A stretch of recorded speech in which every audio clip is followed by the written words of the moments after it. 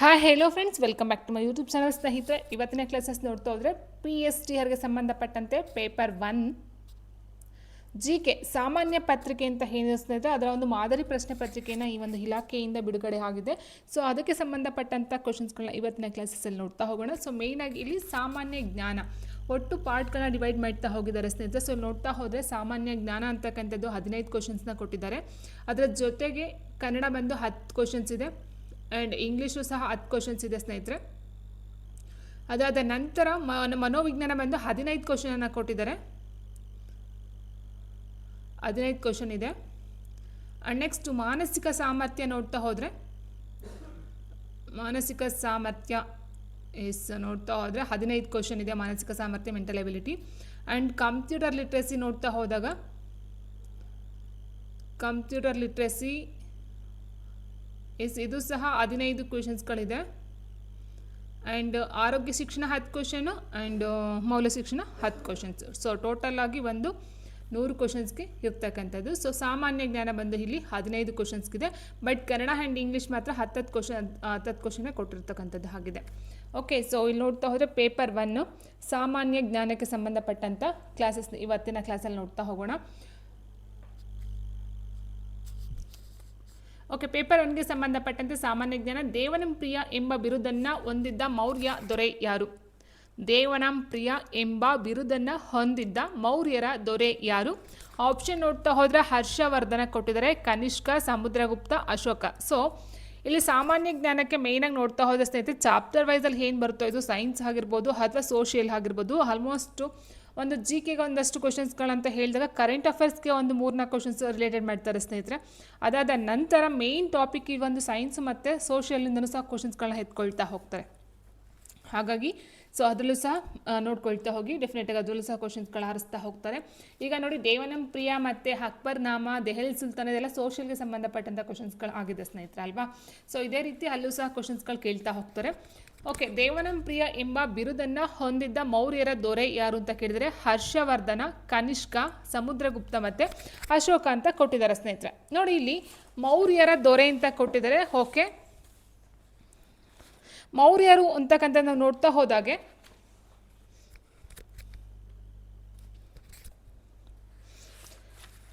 ದೇವನಂಪ್ರಿಯ and Priyadarshini, so 2 ಬರುತ್ತೆ ಸ್ನೇಹಿತರೆ. ಇಲ್ಲಿ ದೇವನಂಪ್ರಿಯ ಮತ್ತು ಪ್ರಿಯದರ್ಶಿನಿ ಅಂತಕ್ಕಂಥ 2 ಬಿರುದುಗಳನ್ನು ಹೊಂದಿರತಕ್ಕಂಥ ರಾಜ ಅಂತ ಹೇಳಿದರೆ ಅದು ಅಶೋಕ ಆಗಿರ್ತಾನೆ. ಮೌರ್ಯ ಸಾಮ್ರಾಜ್ಯದ ಮೂಲ ಪುರುಷ ಬಂದು ಚಂದ್ರಗುಪ್ತ ಮೌರ್ಯ, ಅದನ್ನು ಕೊಟ್ಟಿಲ್ಲ ಇಲ್ಲಿ. So Chandragupta and next Bindusara, Ashoka, so ಇವರೆಲ್ಲ ಬರ್ತಕ್ಕಂಥದ್ದು ಈ ಒಂದು ಮೌರ್ಯರ ದೊರೆಯಲ್ಲಿ ನೋಡ್ತಾ ಹೋಗ್ತೀವಿ ಸ್ನೇಹಿತರೆ. ಸೊ ಕನಿಷ್ಕ ಬರೋದಿಲ್ಲ. ನೆಕ್ಸ್ಟ್ ಹೀಗಿರಬೇಕಾದ್ರೆ ದೇವನಂಪ್ರಿಯ ಮತ್ತು ಪ್ರಿಯದರ್ಶಿ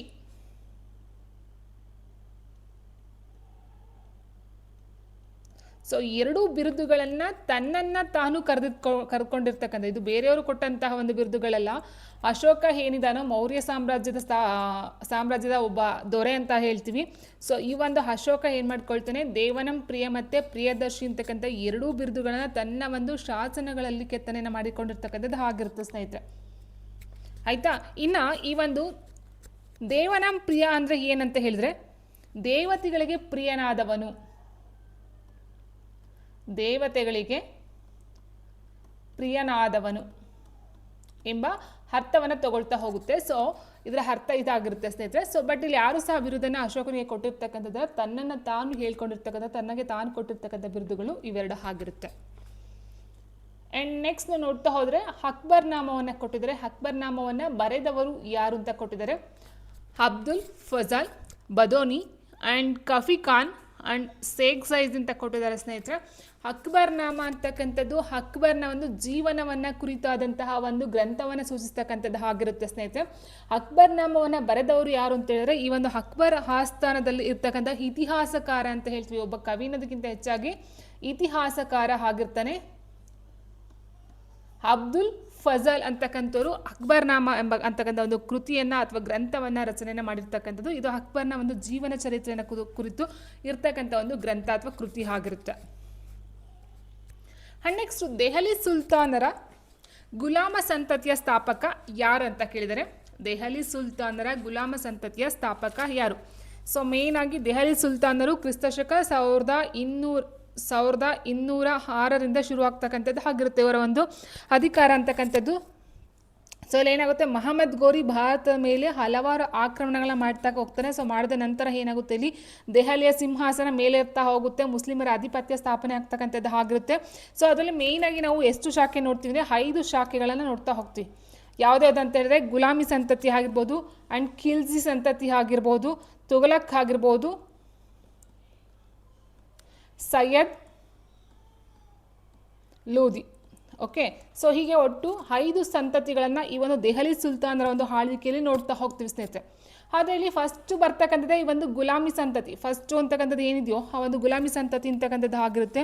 ಇದನ್ನು ಸ್ಥಾಪಕ ಯಾರಂತ ಹೇಳಿದ್ರೆ ಕುತ್ಬುದ್ದೀನ್ ಐಬಕ್ ಆಗಿರ್ತಾನೆ. ಆಪ್ಷನ್ 2 ಕುತ್ಬುದ್ದೀನ್ ಐಬಕ್ ಆಗಿರ್ತಾನೆ. ಬಟ್ ಅಲ್ಲಾವುದ್ದೀನ್ ಖಿಲ್ಜಿ ಅಂತಕ್ಕಂಥದ್ದು ಖಿಲ್ಜಿ ವಂಶದಲ್ಲಿ ಬರ್ತಕ್ಕಂಥದ್ದು ಸ್ನೇಹಿತರೆ. ಸೊ ಅಲ್ಲಾವುದ್ದೀನ್ ಖಿಲ್ಜಿಗೂ ಈ ಒಂದು ಗುಲಾಮಿ ಸಂತತಿಗೂ ಯಾವುದೇ ಒಂದು ಸಂಬಂಧ ಇಲ್ಲ. ಇನ್ನು ಬಲ್ಬನ್ ಮತ್ತು ಇಲ್ತಾಮಶ್ ಅಂತ ಹೇಳ್ತೀವಿ. ಅಲ್ತಾಮಶ್ ಅಂದರೆ ಅಲ್ತಾಮಶ್. ಸೊ ಇವ್ರು ಬಂದು ಈ ಒಂದು ಗುಲಾಮಿ ಸಂತತಿಯಲ್ಲಿ ನೋಡ್ತಾ ಹೋಗ್ತೀವಿ. ಬಟ್ ಇದರ ಒಬ್ಬ ಸ್ಥಾಪಕ ಅಂತ ಹೇಳಿದ್ರೆ ಕುತ್ಬುದ್ದೀನ್ ಐಬಕ್ ಆಗಿರ್ತಕ್ಕಂಥದ್ದು ಆಗಿರುತ್ತೆ. ಮತ್ತು ಇನ್ನೊಂದು ಪಾಯಿಂಟ್ ಅಂತ ಹೇಳಿದ್ರೆ ಸ್ನೇಹಿತರೆ, ಈ ಒಂದು ಗುಲಾಮಿ ಸಂತತಿ ಅಂತ ಏನಿದೆಯೋ ಇದನ್ನು ಮಾಮ್ಲುಕ್ ಸಂತತಿ ಅಂತಲೂ ಸಹ ಕರೀತಾರೆ. ಗುಲಾಮ ಸಂತತಿಯ ಏನಿದೆಯೋ ಇದನ್ನು ಮಾಮ್ಲುಕ್ ಸಂತತಿ ಅಂತಲೂ ಸಹ ಇರ್ತಕ್ಕಂಥ ಮತ್ತೊಂದು ಹೆಸರಾಗಿರುತ್ತೆ. ನೆಕ್ಸ್ಟ್, ಕೋಶಗಳ ಅಧ್ಯಯನ ಮಾಡುವ ಜೀವಶಾಸ್ತ್ರದ ಶಾಖೆ ಯಾವುದು? ನೋಡಿ, ಇದು ಒಂದು ಸೈನ್ಸ್ಗೆ ಸಂಬಂಧಪಟ್ಟಂಥ ಕ್ವಶನ್ ಆಗಿದೆ ಸ್ನೇಹಿತರೆ. ಕೋಶಗಳ ಅಧ್ಯಯನ ಮಾಡುವ ಜೀವಶಾಸ್ತ್ರದ ಶಾಖೆ ಯಾವುದು? ಕೋಶ ಮೀನ್ಸ್ ಸೆಲ್ ಅಂತ ಏನು ಹೇಳ್ತೀವೋ, ಸೊ ಸ್ಟಡಿ ಆಫ್ ಸೆಲ್ಸ್ ಅಂತ ಹೇಳ್ತಾ ಹೋಗ್ತೀವಿ. Study of cells is cytology ಅಂತ ಹೇಳ್ತಾ ಹೋಗ್ತೀವಿ. ಸೈಕಾಲಜಿ ಕೊಟ್ಟಿದ್ದಾರೆ, ಹಿಸ್ಟಾಲಜಿ, ಸೈಟಾಲಜಿ, ಫಿಸಿಯಾಲಜಿ. ಸೈಕಾಲಜಿ ಅಂದರೆ ಸ್ಟಡಿ ಆಫ್ ಬಿಹೇವಿಯರ್ ಅಂತ ಹೇಳ್ತೀವಿ. ಅಂದರೆ ವರ್ತನೆಗಳನ್ನು ಸ್ಟಡಿ ಮಾಡ್ತಕ್ಕಂಥದ್ದು, ವರ್ತನೆಗಳನ್ನು ಅಧ್ಯಯನ ಮಾಡ್ತಕ್ಕಂಥದ್ದು ಸೈಕಾಲಜಿ ಆಗುತ್ತೆ. ಆಯಿತಾ, ವರ್ತನೆಗೆ ಸಂಬಂಧಪಟ್ಟಂತೆ. ಸೊ ಬರೋದಿಲ್ಲ. ಇನ್ನು ಹಿಸ್ಟಾಲಜಿ ಅಂತಕ್ಕಂಥದ್ದು ನೋಡ್ತಾ ಹೋದಾಗ ಸ್ಟಡಿ ಆಫ್ ಈ ಒಂದು ಏನನ್ನು ಹೇಳ್ತಾ ಹೋಗ್ತೀವಿ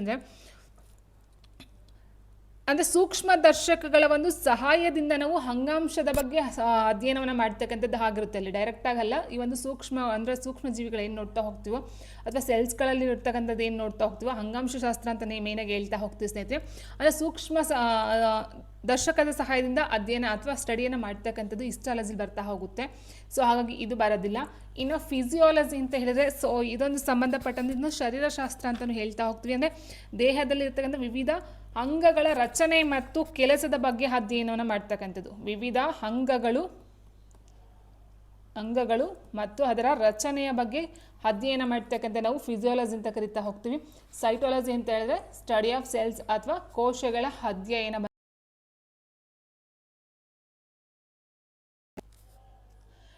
ನೆಕ್ಸ್ಟ್, ಈ ಕೆಳಗಿನಲ್ಲಿ ಯಾವುದು ಅನುವಂಶೀಯ ಕಾಯಿಲೆಯಾಗಿದೆ ಅಂತ ಕೇಳಿದರೆ, ಈ ಕೆಳಗಿನಲ್ಲಿ ಯಾವುದು ಅನುವಂಶೀಯ ಅಂತ ಹೇಳಿದರೆ ತಂದೆಯಿಂದ ಮಕ್ಕಳಿಗೆ ಬರ್ತಕ್ಕಂಥದ್ದು. ಸೊ ಅನುವಂಶೀಯ ಕಾಯಿಲೆ.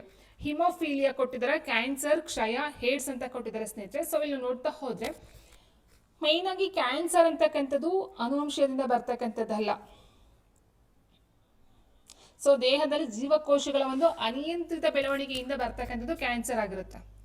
ಕೆಲವೊಂದಷ್ಟು ಗೆಡ್ಡೆಗಳು ಆಗ್ತಾ ಹೋಗುತ್ತೆ. ಸೊ ಗೆಡ್ಡೆಗಳು ದೊಡ್ಡದಾಗಿ ಅಥವಾ ಬೇರೆ ಒಂದು ಮತ್ತೊಂದು ಏನು ಜೀವಕೋಶಗಳು ಅದರಿಂದ ಉತ್ಪತ್ತಿ ಆಗ್ತಕ್ಕಂಥ ಬೆಳವಣಿಗೆ ಆಗ್ತಕ್ಕಂಥದ್ದು ಕ್ಯಾನ್ಸರ್ ಬರ್ತಕ್ಕಂಥದ್ದು ಆಗಿರುತ್ತೆ.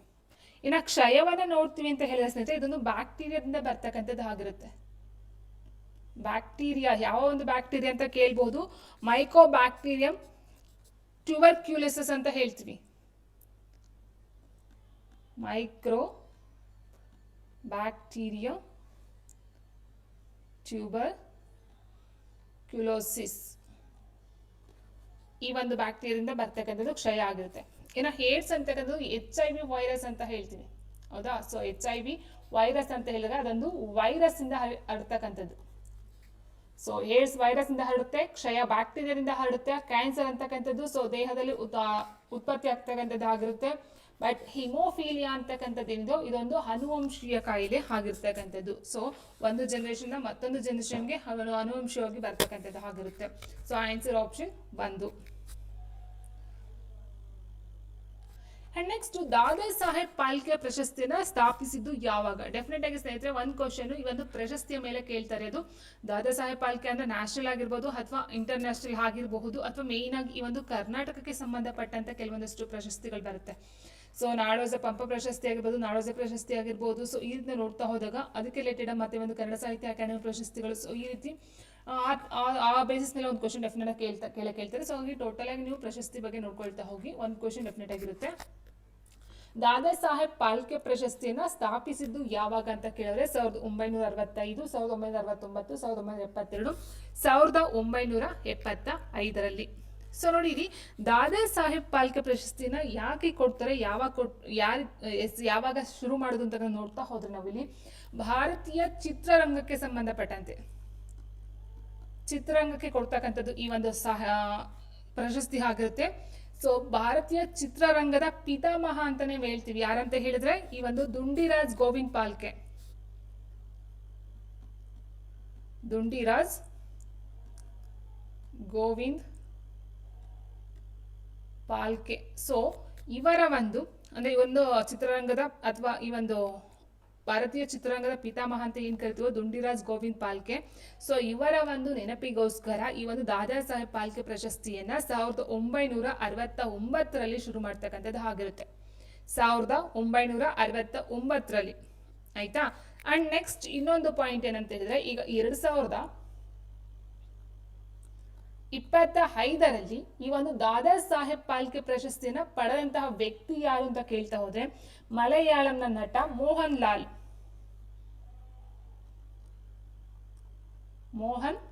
ಲಾಲ್ ಇವರೊಬ್ರು ಮಲಯಾಳಂನ ಒಬ್ಬ ವ್ಯಕ್ತಿ ಆಗಿರ್ತಾರೆ, ಮೋಹನ್ ಲಾಲ್ ಅಂತಕ್ಕಂಥವ್ರು. ಸೊ ಇದು 71ನೇ ರಾಷ್ಟ್ರೀಯ ಚಲನಚಿತ್ರ ಪ್ರಶಸ್ತಿ ಆಗಿರುತ್ತೆ. ಅಂದ್ರೆ ದಾದಾ ಸಾಹೇಬ್ ಪಾಲ್ಕೆ ಪ್ರಶಸ್ತಿ ಒಟ್ಟು 71 ಎಪಿಸೋಡ್ ಆಗಿರ್ತಕ್ಕಂಥದ್ದು ಆಗಿರುತ್ತೆ ಸ್ನೇಹಿತರೆ. ಅಂದ್ರೆ 71 ವರ್ಷ ಅಂದ್ರೆ 1969 ಕಂಟಿನ್ಯೂ ಆಗಿದೆ ಅಲ್ವಾ. ಸೊ ಅದು 71ನೇ ಆಗಿರುತ್ತೆ.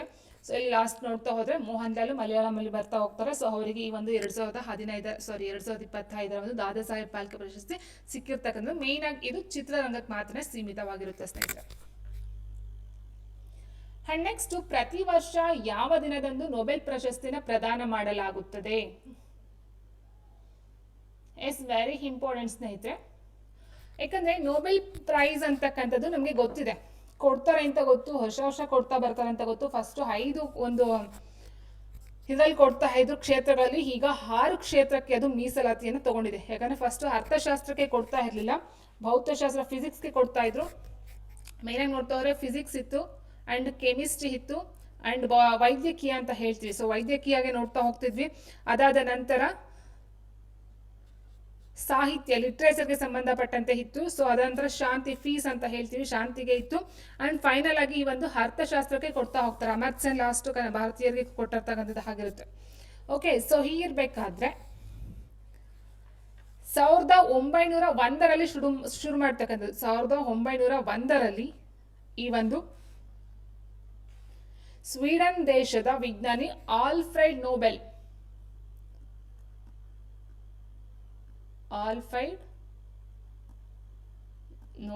ರವರ ಒಂದು ನೆನಪಿಗೋಸ್ಕರ 1901ರಲ್ಲಿ ಶುರು ಮಾಡ್ತಕ್ಕಂಥದ್ದು ನೊಬೆಲ್ ಪ್ರಶಸ್ತಿ ಪ್ರದಾನವನ್ನ ಮಾಡ್ತಕ್ಕಂಥದ್ದು ಆಗಿರುತ್ತೆ.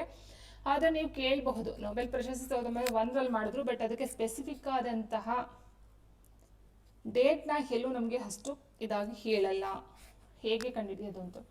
ಆದ್ರೆ ಏನಂತ ಹೇಳಿದ್ರೆ ಸ್ನೇಹಿತರೆ, ಹೌದು ಪ್ರತಿ ವರ್ಷ ಕೊಟ್ಟಿದ್ದಾರೆ ನೋಡಿ, ಪ್ರತಿ ವರ್ಷ ಯಾವ ದಿನದಂದು ನೊಬೆಲ್ ಪ್ರಶಸ್ತಿನ ಪ್ರದಾನ ಮಾಡಲಾಗುತ್ತದೆ ಅಂತ ಕೇಳಿದಾರಲ್ವಾ. ಯಾವಾಗ ಅಂತ ಹೇಳಿದ್ರೆ ಡಿಸೆಂಬರ್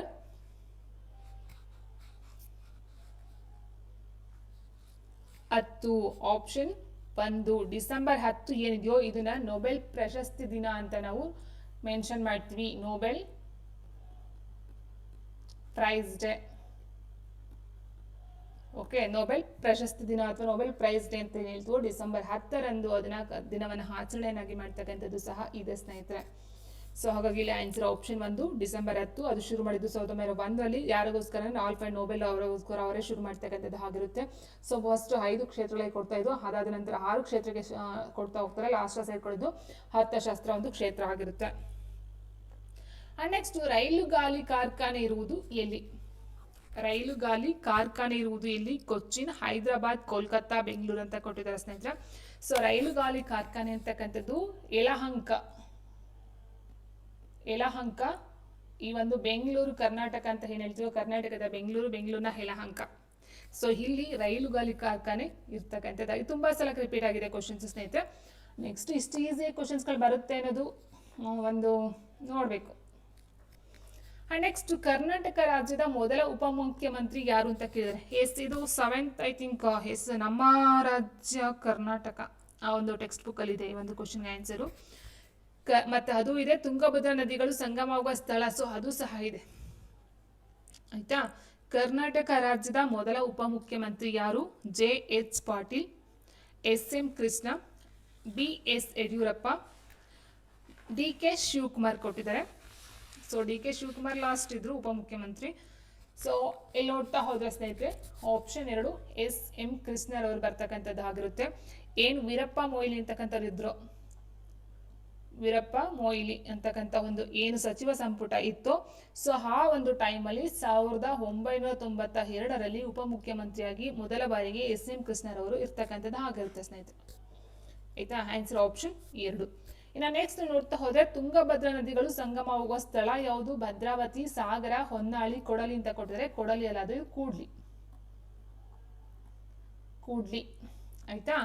ತುಂಗಭದ್ರಾ ನದಿಗಳು ಸಂಗಮವಾಗುವ ಸ್ಥಳ ಯಾವುದಂತ ಹೇಳಿದ್ರೆ ಅದು ಕೂಡ್ಲಿ ಆಗಿರುತ್ತೆ. ಅದು ಸಹ ಶಿವಮೊಗ್ಗ ಜಿಲ್ಲೆಯಲ್ಲಿ ಇರ್ತಕ್ಕಂಥದ್ದು ಆಗಿರುತ್ತೆ.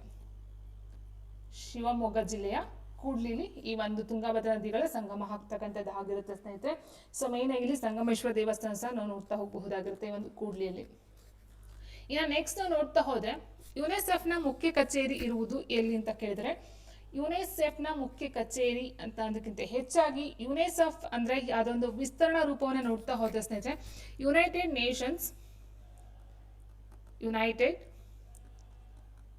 ನೇಷನ್ಸ್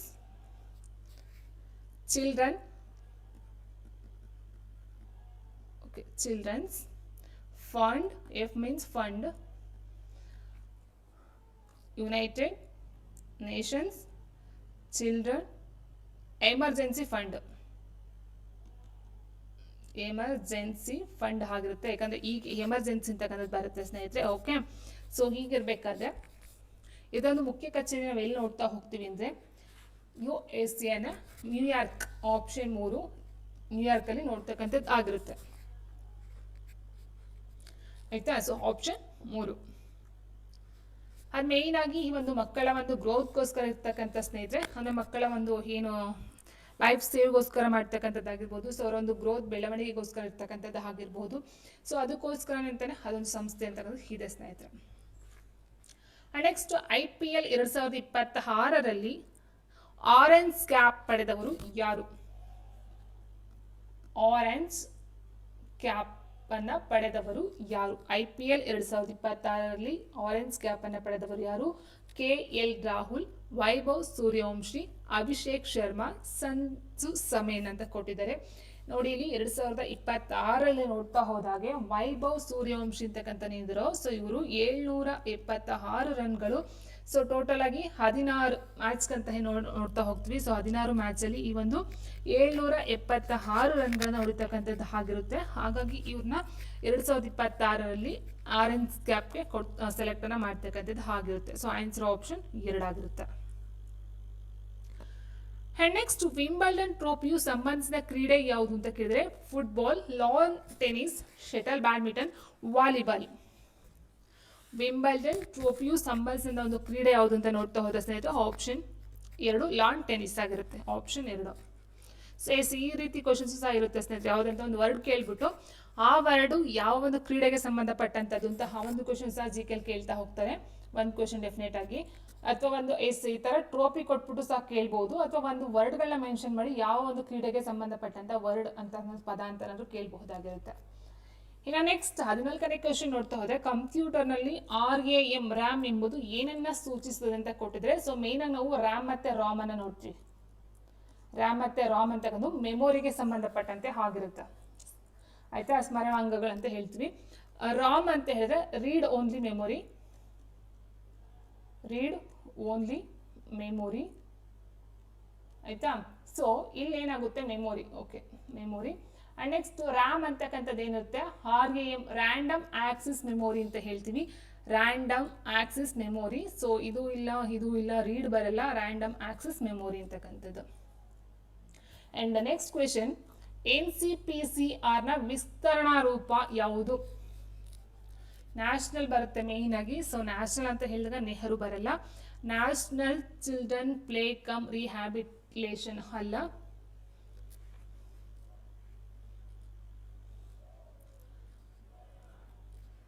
ನಾವು ನೋಡ್ತಾ ಹೋದ್ರೆ ಸ್ನೇಹಿತರಲ್ಲಿ national commission for protection of children rights, ಮಕ್ಕಳ ಹಕ್ಕುಗಳಿಂದ ಅದನ್ನ ಪ್ರೊಟೆಕ್ಟ್ ಮಾಡ್ತಕ್ಕಂಥ ಒಂದು ನ್ಯಾಷನಲ್ ಕಮಿಷನ್ ಆಗಿರುತ್ತೆ. ಇದೊಂದು ಸಂಸ್ಥೆ ಸ್ನೇಹಿತರೆ, national commission for protection of children rights ಅಂತಕ್ಕಂಥದ್ದು ಆಗಿರುತ್ತೆ. ಅಂದ್ರೆ ರಾಷ್ಟ್ರೀಯ ಮಕ್ಕಳ ಹಕ್ಕುಗಳ ರಕ್ಷಣಾ ಆಯೋಗ ಅಂತ ಹೇಳ್ತೀವಿ. ರಾಷ್ಟ್ರೀಯ ಮಕ್ಕಳ ಹಕ್ಕುಗಳ ರಕ್ಷಣಾ ಆಯೋಗ. ಓಕೆ, ಸೊ ಇದು 2005 ಒಂದು ಕಾಯ್ದೆ ಏನ್ ಬರುತ್ತೋ ಸೊ ಇದರ ಅಡಿಯಲ್ಲಿ ಆಗಿರ್ತಕ್ಕಂಥದ್ದು. ಇದೊಂದು ಶಾಸನಬದ್ಧ ಸಂಸ್ಥೆ ಆಗಿರುತ್ತೆ, ಶಾಸನಬದ್ಧ ಸಂಸ್ಥೆ. ಓಕೆ, ಸೊ ಇದು ಮಕ್ಕಳ ಒಂದು ಏನು ರೈಟ್ಸ್ ಇರುತ್ತೋ ಹಕ್ಕುಗೆ ಸಂಬಂಧಪಟ್ಟಂತೆ ಆಲ್ಮೋಸ್ಟ್ ಇದು ಮಕ್ಕಳ ಒಂದು ಪ್ರೊಟೆಕ್ಷನ್ಗೋಸ್ಕರ ಇರ್ತಕ್ಕಂಥ ಒಂದು ಸಂಸ್ಥೆ ಆಗಿರುತ್ತೆ. ಸೊ ಇಷ್ಟು ಬಂದು ಸ್ನೇಹಿತರೆ ಈ ಒಂದು GK ಗೆ ಸಂಬಂಧಪಟ್ಟಂತೆ, ಅದರಲ್ಲೂ ಈ ಒಂದು ಸಾಮಾನ್ಯ ಜ್ಞಾನಕ್ಕೆ ಸಂಬಂಧಪಟ್ಟಂತ ಕ್ವಶನ್ಸ್ಗಳಾಗಿರುತ್ತೆ.